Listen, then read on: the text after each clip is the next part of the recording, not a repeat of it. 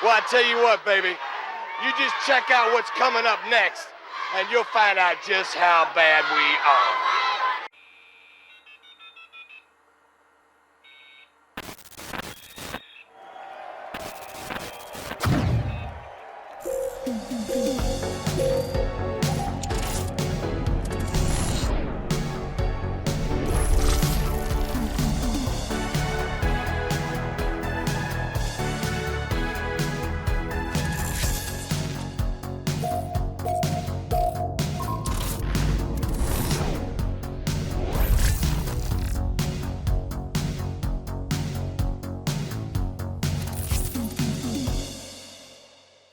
We are back once again right here on Wrestling Real Talk with the one and only A.T. Hook.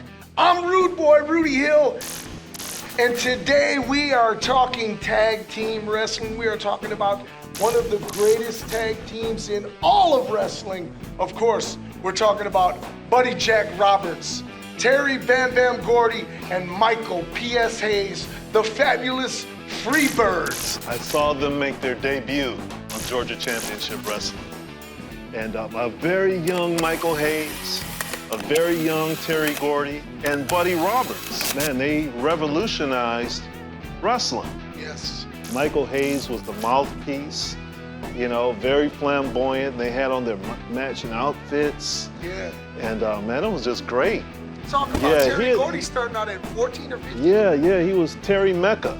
Terry Mecca. At the time. Terry Gordy or Terry Mecca against the big cat, Ernie Ladd. Wow. And I think Terry Gordy was 14 at the time.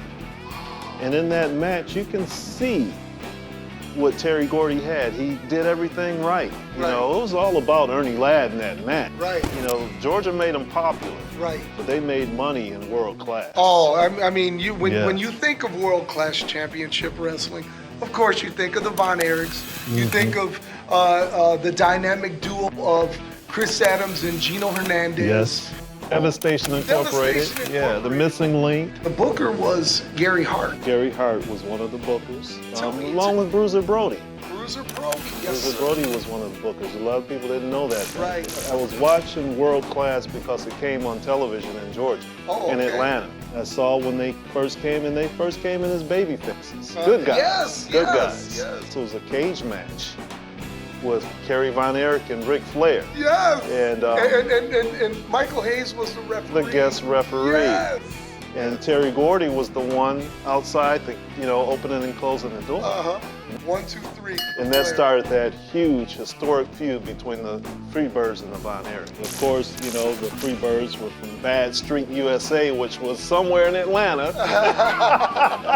I'm sure there's a lot of bad streets in Atlanta. Yeah, there's a lot of bad streets in Atlanta. That was their whole feud, Georgia versus Texas. And man, they had some bloody and wild battles with the Von Erichs. They helped make the Von Erichs. I loved the fact that they went to the WWF for one television appearance. Right, and then they were gone. And they were out. They were gone. But you know what? They do have a history where they weren't getting along very well. Then all of a sudden, Terry Gordy's breaking off and he's in Japan. And now he's tag team with Steve Dr. Death Steve Williams. They were over in Japan just going crazy. You know, I think one of the first times I saw somebody get power bombed on the floor was Terry Gordy, and he power bombed somebody on the floor out there. Yeah, they had all those great matches against Baba and Stan Hansen and Bruiser Brody.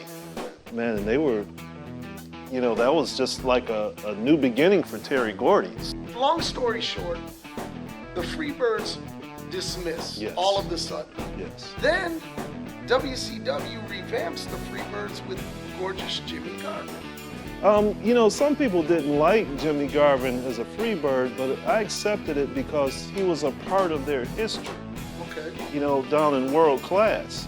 If you remember the Bad Street USA video, he's in it. Jimmy Jam was in that video. He was all up on stage with them. Then Freebirds dismantled again.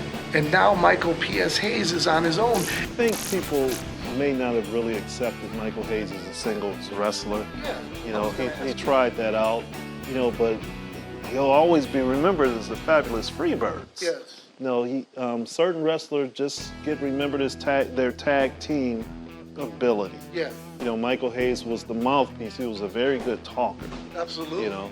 Do the Fabulous Freebirds belong in the Hall of Fame? Oh, without a doubt. Yes. You know, without a doubt, the Fabulous Freebirds are one of the, greatest teams of all time. You know, you got to remember, they went to the NWA, Georgia Championship Wrestling. They went to Texas. They went to the AWA. Yes, sir.